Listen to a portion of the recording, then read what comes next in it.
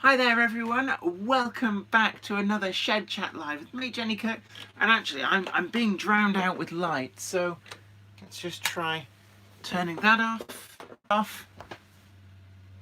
It's that one that you need to turn off. No, it's not, it's that one up there. If you put your hand over it. Oh yeah, that's... Oh, that is... Well, it's interesting and kind of intimate, bathed in the warm glow of... Hi guys! Shed Monkey is here.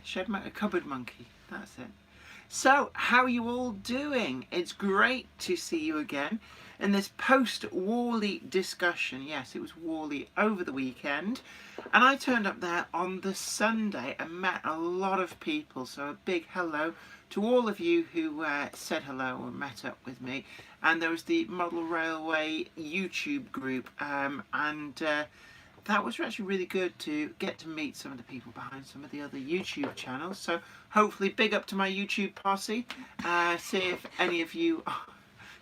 Big up to your YouTube posse. Oh yeah. What's up, homies? So I'm trying to be with it. Like, you know... You used to be with it and then they changed what it was. Now it seems really weird and scary. Yeah, I know. Anyway, it was... let's have a look now. Beverage of choice. I finally got a coaster, which looks like a record, but isn't, because you can see there the size of the beer gives it away. But they're not going to be leaving beer sweat on the model, which is quite good. So Zoe's just setting up the chat. So let's make that all chat rather than just what YouTube wants to pretend people are saying. And let's have a look. What else have we got? Just scroll up to the top a little bit. Otis JB, hi. Somerset Trucking and Transport, hello, how am I? I'm pretty good, thanks. How are you? Scroll it down, Zoe. Hi to you, Leslie Gilpin. Gout Valley, hi guys. Oh, Richie Download Festival Goer, good evening, Jenny and so, good evening to you. Curio by Bespoke Designs, good evening to you. Hunts Heath Model Railway in the house, Trevor Sowerby. Nell Sizer, Ron Stanbridge, hi Jenny, good to meet you at Worley. Yeah, actually it was great. And this is one of the things that I really loved about yesterday, was that it was really good to put some faces to names, because, you know, obviously just a little line of text on the chat, so it's really good to actually meet you at Worley. Who else have we got? New Mills Model Railway, Digger Evans. Hey up, Jenny! How's it going? It's going great. I got beer. We're on the lightweight wuss beer. Bud Light is what I will be drinking. And what else have we got going on? Oh, Growler, Blackwood Engaged Layout. Good evening to you as well. Digger Evans, hi to you. The Don Juan King Fox Junction. Hi from Bolton upon Dearne. So from Bolton to Bolton upon Dearne. Hi. Russell Benton. How do? But yeah, no, Worley was really quite good actually. What's wrong, Cupboard Monkey over there? Cupboard Monkey's gurning in the corner. I'm wondering whether if I got you the lamp that can clip here, then you wouldn't look like you were being lit from behind. Apparently the Cupboard Monkey's going to go and get another lamp. I mean, we do have a lamp down here. Would this not help? Yes, it would help. Right, so, basically, there's another lamp here. God knows where she's going to find to plug it in, I'll be honest with you. So, yeah, let's see what else are people saying. Valleybrook 2 Model Railway, good evening, Jenny. Thank you so much for attending the MRYCG meet and signing our nameplate. You're absolutely welcome. And I look forward to being able to do some more events as well. I mean, obviously, unfortunately, I am quite a... make myself sound really important. I'm not. I have another job. So yeah, I'm being interrogated by the Gestapo over there. Oh, shine it a bit at the ceiling. That's better. Yeah. I don't know if that helps or not. Probably not. But let's have a look. She has an important job transferring the turnips to Tesco. Matthew Stevens says, saw you where some of them are incredibly tall and others are incredibly short. So to give you an example, my grandfather was 6'2", I think it was 6'2" or 6'3", but my grandmother was only 4'8". I always thought of them as little and large when I was younger, but I take more after my grandfather than my grandmother. Richie Download Festival Goer, how was Worley? Actually, Worley was great. I didn't actually get to see almost any of the layouts, and you may be thinking, well, what the hell were you doing? But essentially, Cupboard Monkey's off now, so see. Bye-bye. Yeah, bye-bye, Cupboard Monkey. I'm sure you should be watching the stream downstairs, so I will stamp I'm my... going to be watching Avengers downstairs. Well, I'll stamp my feet and she'll come running. That's what normally happens. But essentially, yeah, no, Worley was very good, but I didn't get to see many of the layouts. I went on the Sunday. The Sunday, actually, in my opinion, is the better day to go because it's not quite so busy. And my thoughts were, I did hear from a friend who went on Saturday, and they said you couldn't move for people. And sometimes it's one of those things that, you know, if you're like, you know, 6, 7 deep around a layout, you never really get to see much. So stop it, Cupboard Monkey. There's going to be a little green finger coming to... Oh. You see what I have to work with? Do you see? Do you see what the Cupboard Monkey does? You really can't It's get... your wrong scepter. My accoutrements of office. Oh dear. Right, but yeah, no, so I think, you know, there's this misnomer that you go to Worley and somehow there's like loads of bargains to hoover up. And I don't think that's quite how it is. You know, certainly there's probably that bargains there for some, but I think it's not worth being in the rugby scrum of the Saturday, in my opinion. You know, some people like that. But certainly if you don't like crowds, and I'm not really a big fan of crowds, not ones where you have to really force your way through, then the Sunday is much better. But the primary reason I was there was that I was going around all the manufacturers trying to find out a little bit of news for you guys. So let's have a look at the comments. Leslie Gilpin says, I arrived at Worley on Saturday after the YouTubers had dispersed. Not sure what time they did it on the Saturday, but on the Sunday, I think we met up at 11 and then at 2 o'clock as well. So we were around. I say there was a surprising number of people as well. Possibly not as many as that I saw in the picture on the Saturday, but certainly there were some big hitters there. So a big hello to New Junction, who I met there. And are you having half of this with me? The Cupboard Monkey brings Aero. Festive orange, eh? The rest of the year it's just called orange. How is a festive orange different from a regular orange? It has a bit of spice in as well. Oh, I thought you were going to say it has a Santa hat on. Oh, open that up, would you? I have staff to do these things. We got London International. Hi to you. Leslie Gilpin, Saturday was heaving till about 4 p.m. Yeah, my friend Lawrence, who you probably remember from Biggest Little Railway. What are you giving me? New ticket. Why do you want to give me more? I'm sure she's fattening me for market. Oh, that's good. Appreciative, festive orange flavour noises. I'm on the floor, can you hear me? What's on the floor? I said hammer on the floor. What's on the floor? I said hammer on the floor if you need anything. Don't worry, I shall. Oh, bit of heartburn there. And before anybody says, I do not have digestive issues. I don't need to see a doctor. There's a bit of the old heartburn forcing its way down there. Growler Blackwood Engage there. 11 o'clock meet on the Saturday. Yeah, I was there. Yay! And the photos will prove that. Hey, this is nice. Get yourself some of this Aero Festive Orange. I would show you the packet, but the Cupboard Monkey ripped it apart in the eagerness to like chocolate. I like the mint Aero as well, actually. I'm not sponsored by Aero in any way. I'm bought with my own fair cash. But don't forget to hit that like button. I see there's 83 people in the chat room already. We're only just turning 7. But if you are in the chat room, don't forget to tickle that like button. As always, very much appreciated. We do have Super Chat going on, so you know, if you really want to, you can. But new news. Somebody, I was told actually, on Helgen's stand, they told me that somebody had announced at the show the Fell. It did say who they were, a very small manufacturer. So I was quite interested in that because I thought that the Fell would very much be kind of Helgen's neck of the woods. They do like their kind of wacky prototype logos. But I was having a chat with the guy, and because I was jokingly said to him, so is the Fell on the cards? And he went, somebody's just announced it. So I thought that was interesting. And we talked a little bit about four-wheel diesel shunters. Some of the last classes to still be done. So watch this space. But the man from Helgen, he said, yes. They were thinking that something like a class 1, a class 2, or a class 6 is definitely something that is potentially doable. It's not something that they confirmed, not by any stretch of the imagination, but certainly they liked the idea of a little four-wheel diesel. That is wonderful. Somebody's sending me photos, so my screen keeps getting covered by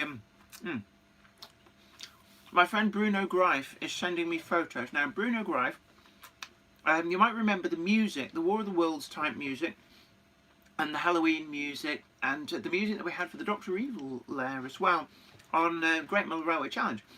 Bruno Greif composed and recorded all of those, and he, better known as 1/4 of Terry Poison, who's an Israeli pop group. So great guy. So do check out his music. He is really, really talented. But he's sending me photos for some reason. I'll have a look at them afterwards.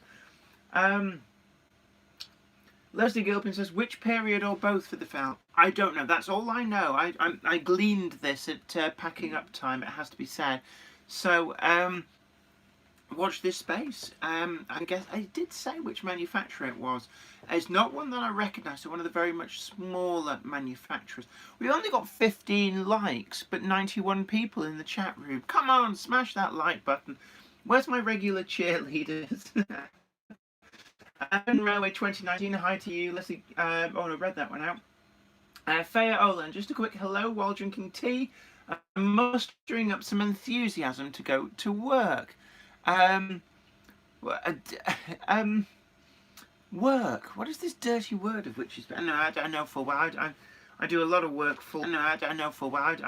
I do a lot of work full time, and you have my utmost sympathies.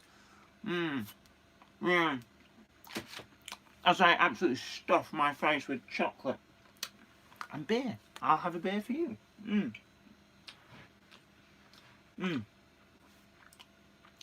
Oh no, that's interesting. Russell Benton.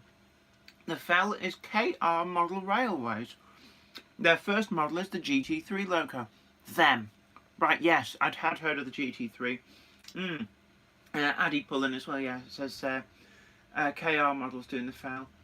Linnet 12DD, beef stew and dumplings for my tea. Actually, that sounds quite nice. I could really go for that with like a particularly like an oniony gravy. Oh yeah, London International as well, so the KR models are. Yeah, Digger Revan says, yes, hit that like button, chaps. Yes, certainly do. And Nell Sizer, I enjoyed your video from a couple of years ago about a shunting layout. I'm trying to do one on a 2-foot by 8-foot board, end-to-end layout. And actually, that's quite a generous amount of space for a small shunting layout. Grove Street Yard is only about 4 foot 2 inches long, something like that. It was actually designed to fit across the back seat of my Volvo. So it was the biggest baseboard size that Volvo could accommodate, and it was built to fit in that car, which was a bit of a nuisance when that car was off the road and I tried to fit it in a Nissan Micra and found that not all cars are the same width. But yeah,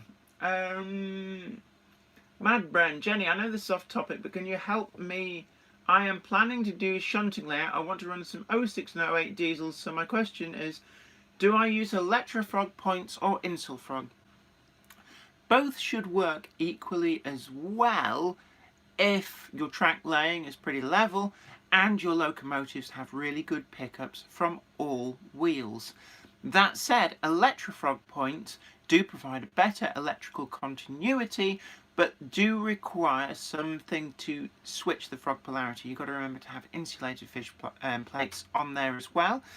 So if you are prepared to do the setting up to make that work, then Electrofrogs will be much more reliable and much more forgiving on locomotives with slightly dirty wheels or dodgy pickups.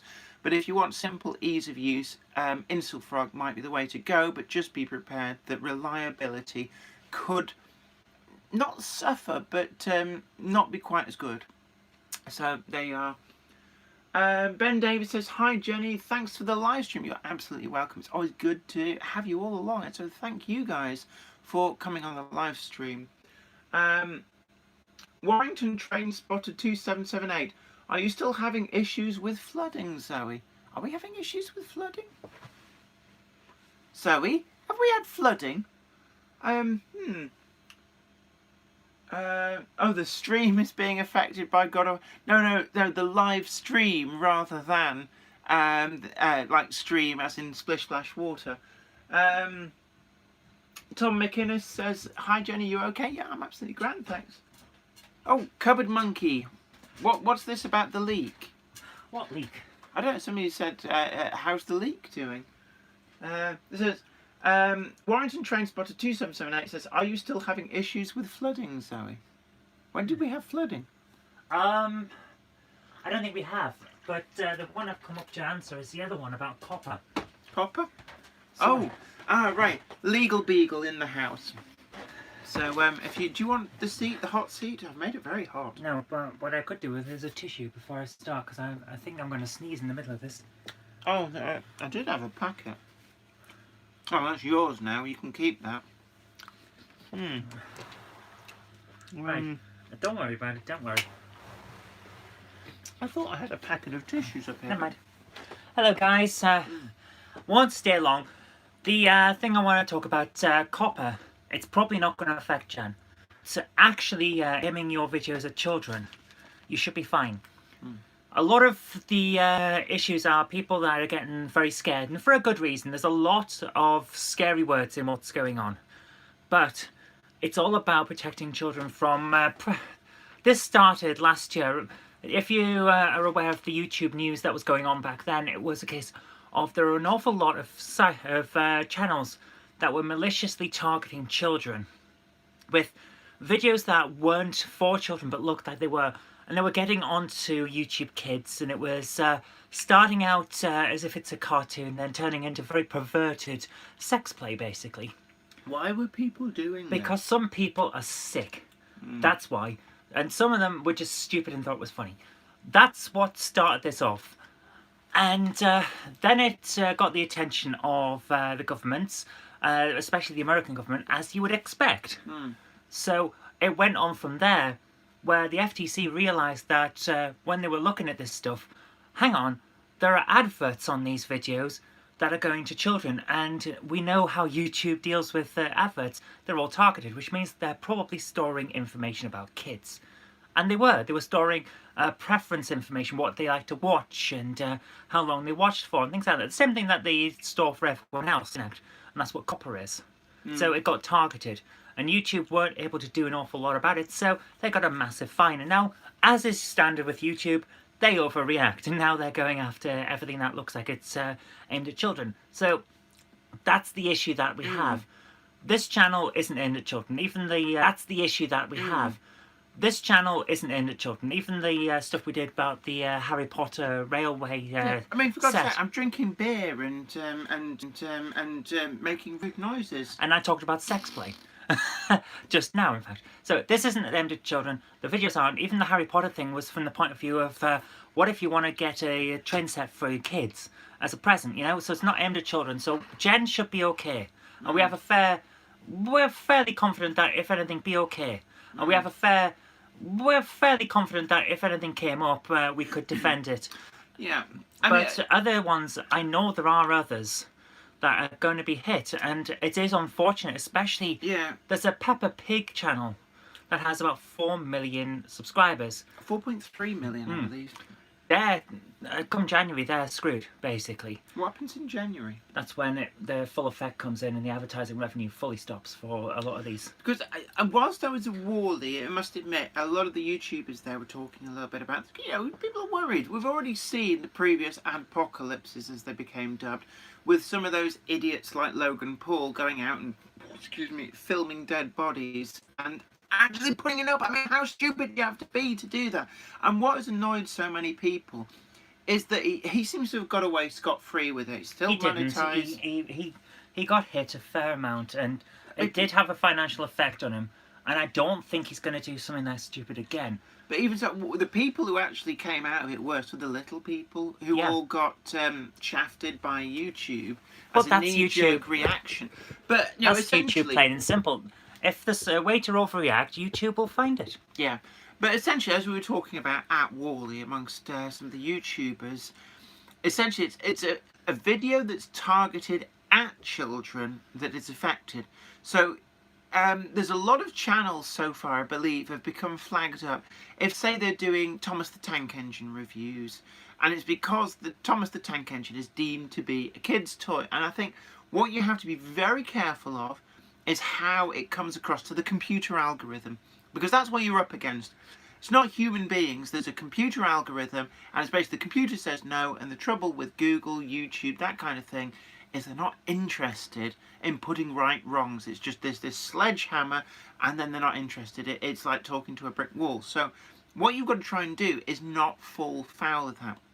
So one of the things that I guess we vowed that we wouldn't do would be reviewing Thomas the Tank Engine particularly, because it's been done to death on other channels. There's no point. What have I got to say to add that other people haven't already said? But also, excuse me, it's too easy to have that come up. Oh, excuse me, I've got lots of gas in that bin. It's too easy for that to flag up as child orientated. Now, with the Harry Potter set, we very much aimed that review at the adult collector and also the kind of people who'd be buying it as a present for younger people, not at the younger people themselves. But I do know that I'm aware that there's huge numbers of comments scrolling Okay, up. there is one thing that's just come up. Digger Evans says the FTC has no jurisdiction outside of the United States. The worst that can happen is they remove your video or channel. The FTC has jurisdiction over any part of YouTube.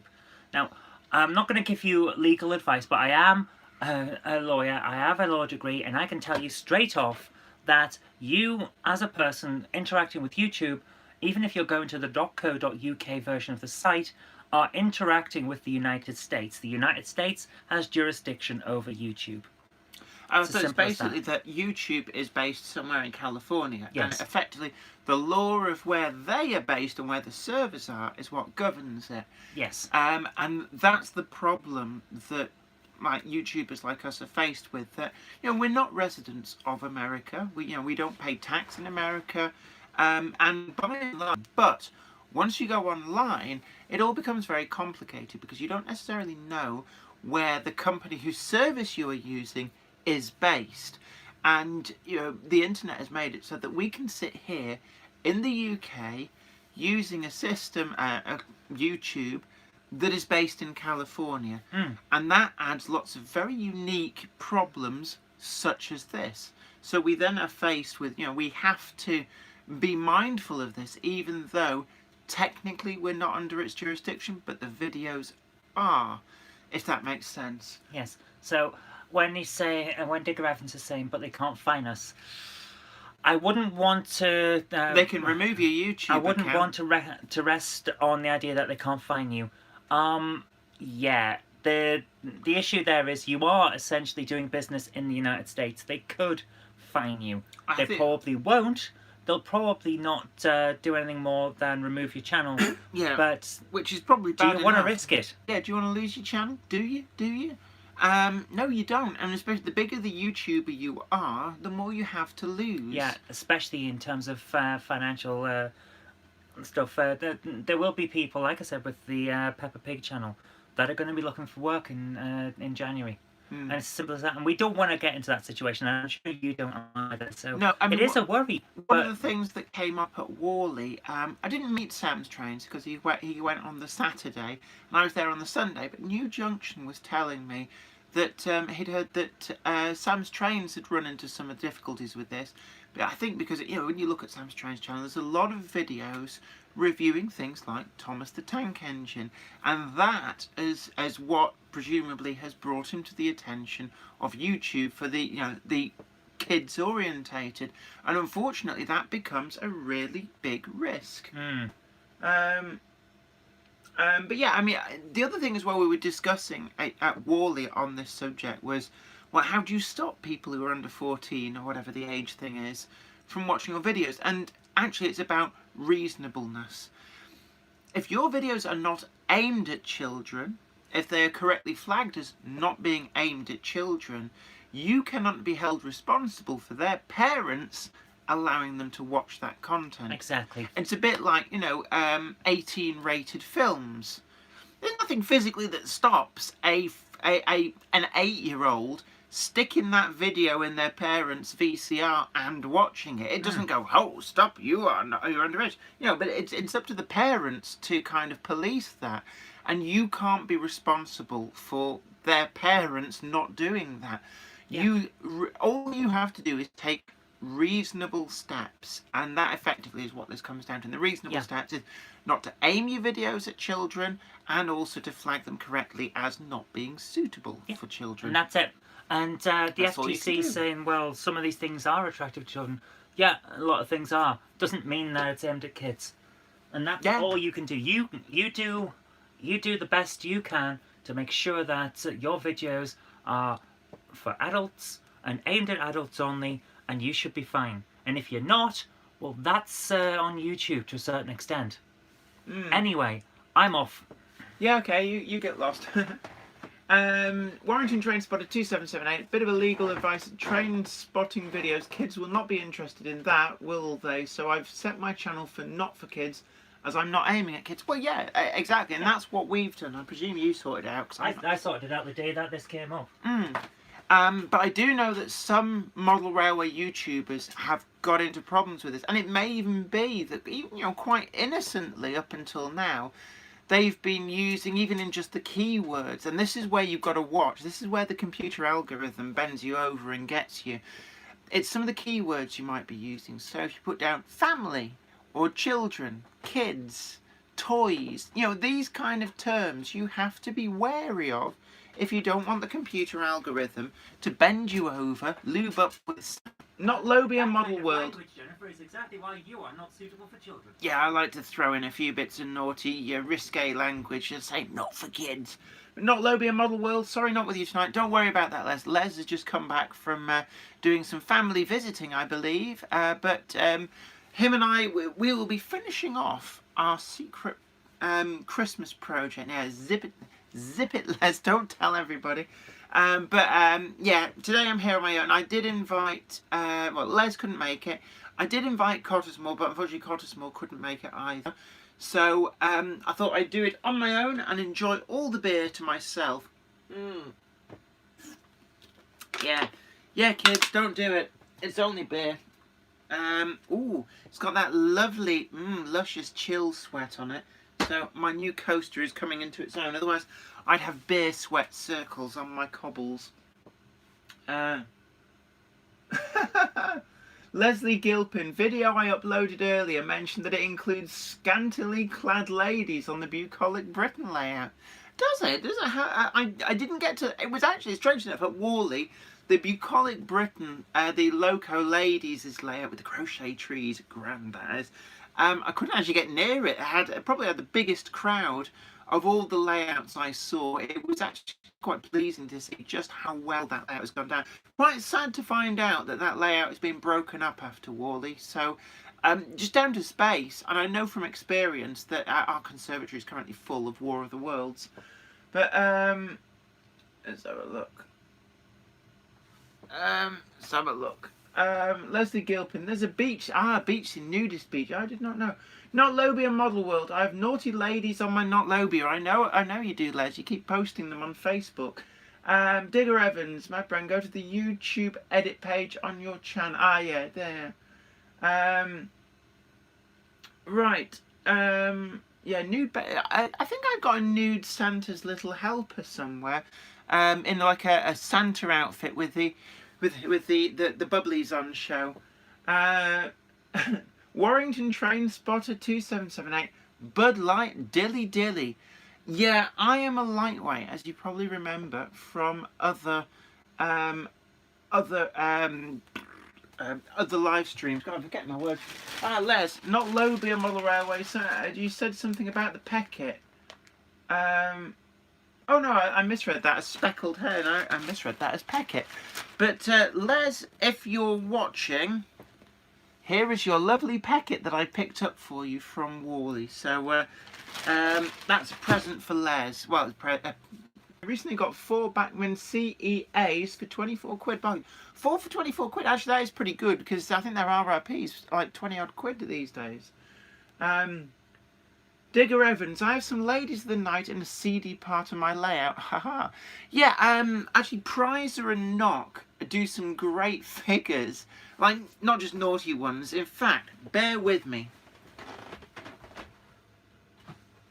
Let's see where oh, actually, no, these aren't Prizer. Woodland Scenics tend to be a little bit cleaner, but there's some Woodland Scenics ice skaters. So you can get some really nice figures, and don't forget some of these overseas suppliers, because well, there's ice skaters. Dotted around this layout, I've got a lot of other stuff. Even got zombies. I think I can't remember if they were from the Woodland Scenics range. They might have been from the Prizer range, but oh, if we want to go risque, oh, come here, you. Oh. Now these were bought as a jokey Christmas gift for me. Unfortunately, the person who was actually my brother-in-law who bought this, he didn't understand the difference between 00 and N-gauge.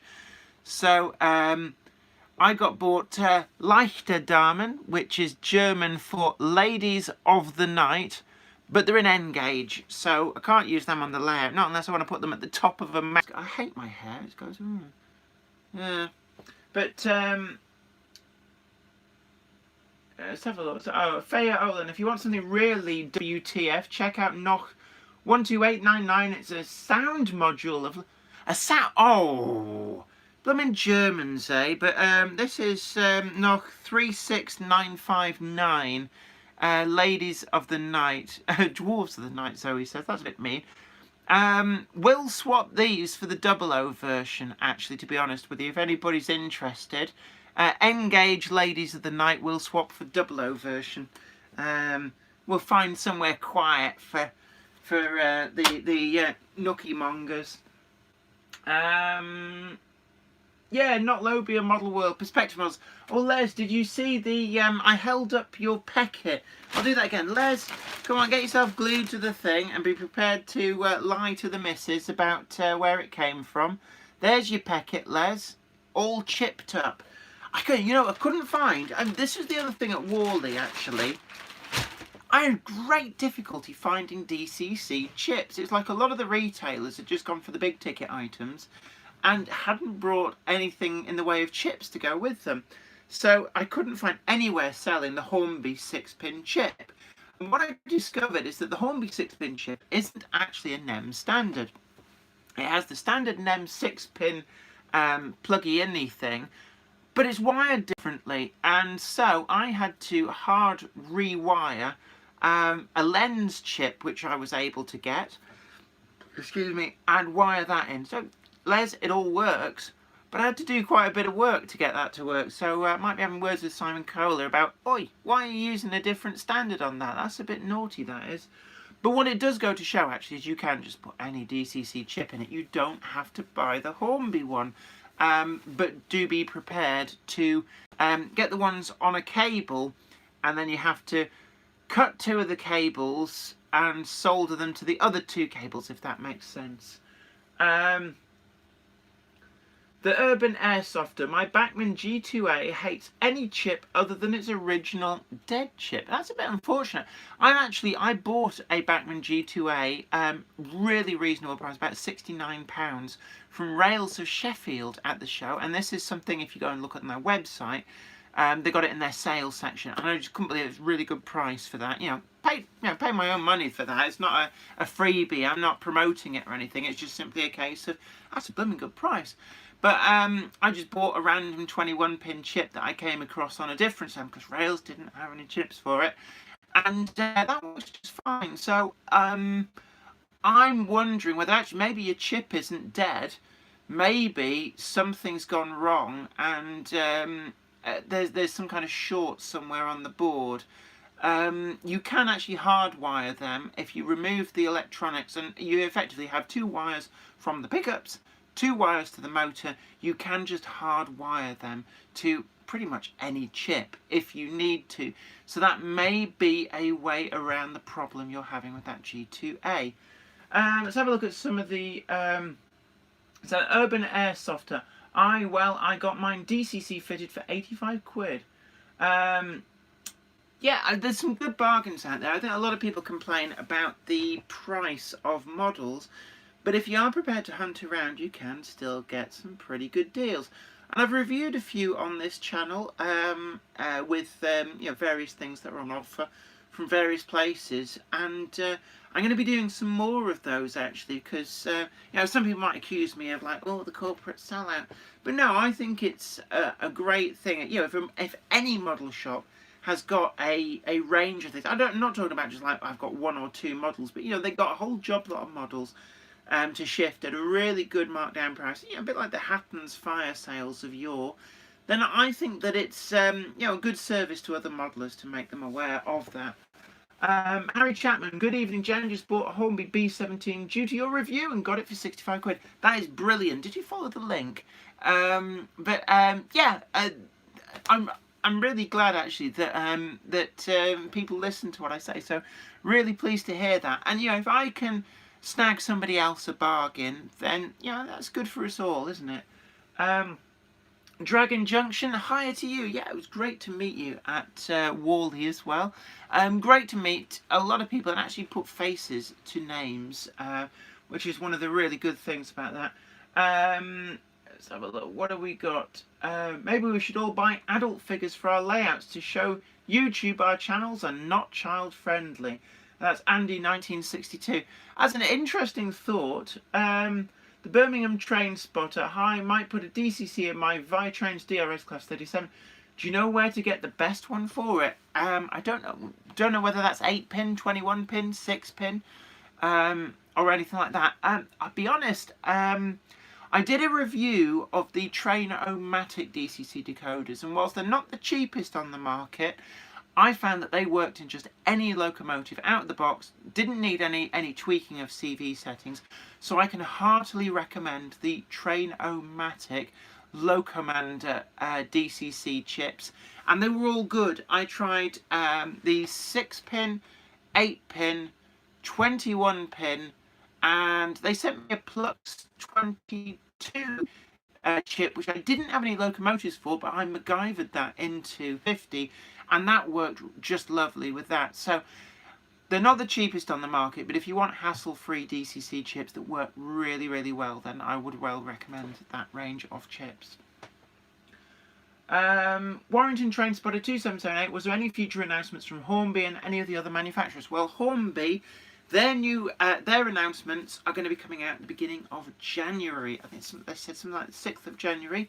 So I've got a loose invite to go down to Margate if they're having their open day again for trade and media, and I am going to go and do that. If that does happen and I do get the invite, then I am really looking forward to that, and I will bring you back news of that. But until then, obviously they're keeping things pretty close to their chest. There will be some new models, some all new models, and that'll be interesting to see.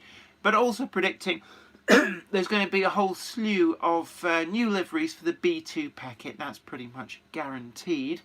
And I'm guessing that I'm not sure whether they might add some more W4 packets into the range. They've certainly brought out a lot of late.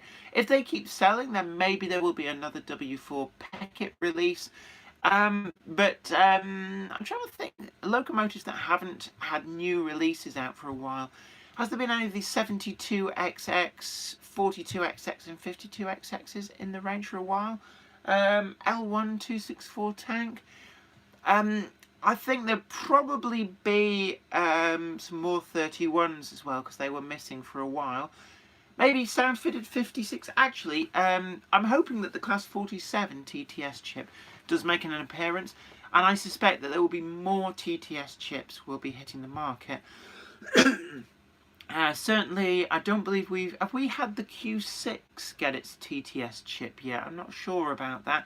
But certainly, I think more of the range will get TTS chips, and maybe they'll think about rejigging the 72XX, 42XX, 52XX tanks and making it possible to TTS sound fit them. That would certainly be a good development in my eyes. Blind Paul's at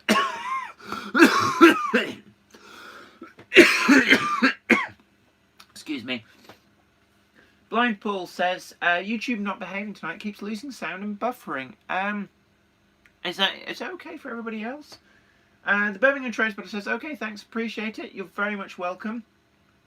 The Growler Blackwood N-Gauge layout got N-Gauge Class 220 Voyager in Virgin livery at Worley, but it wasn't, as everything was still in sealed packets on opening. Sometimes you get that. And sometimes models that might be second hand, the models do get bought and they're never taken out of the box. So they might be second hand, but they really are as new, and I've had a few of that. In fact, actually, when I was at Rails of Sheffield and got that full guided tour and the interview, I bought a couple of wagons, and they're from, I think, about 2006, 2007, maybe even a bit earlier than that for one of them, and they were still sealed in the box with the original seal, that had a little piece of sellotape that Backman put on the inside, so they genuinely had never been out of the box.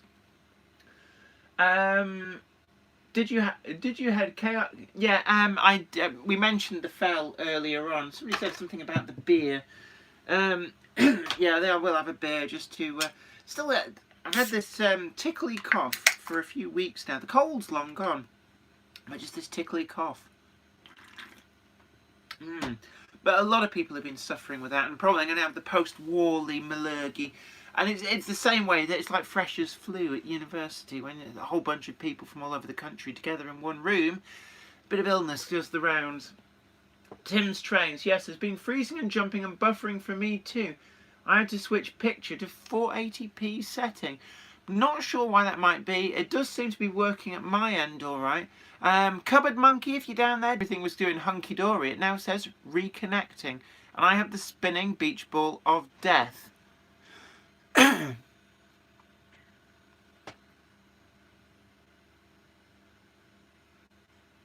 So, can anybody tell me? Can you hear me, Mother? So, somebody just say, the chat is coming in. Zoe!